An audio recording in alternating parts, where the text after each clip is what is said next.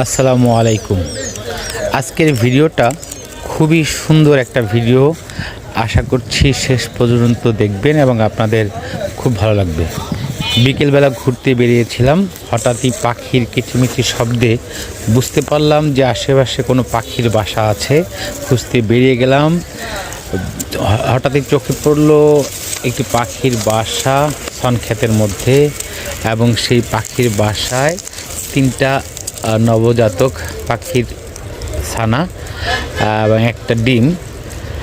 দেখে খুবই ভালো লাগলো। আশেপাশে খোঁজার চেষ্টা করলাম যে মা পাখিটা আছে কি না, কিন্তু দেখতে পেলাম না, এবং এটা কি পাখির বাসা সেটাও ঠিক আমি বুঝতে পারিনি। এরপর চলে আসলাম। কিছুদিন পরে আবার সেখানে গেলাম যে পাখির বাচ্চাগুলোর কী অবস্থা, পাখি ছানার কী অবস্থা দেখার জন্য। দেখতে পেলাম যে দূর কলা গাছের ডালের উপরে পাখিটা বসা, এবং পাখির বাসার কাছে যেতেই পাখির ছানাগুলো বড় হয়ে গেছে। সেই ডিমটাকে দেখতে পাচ্ছি না, এবং পাখির ছানা আমাদের শব্দে মনে করেছে যে ওর মা এসেছে, এবং সেজন্য সে খাবার জন্য দেখতেই পাচ্ছেন কেমন হা করে খাবার চাচ্ছে। এবং আসলে এই দৃশ্যগুলো আমার খুবই ভালো লাগলো, আপনাদের সঙ্গে শেয়ার না করে পারলাম না।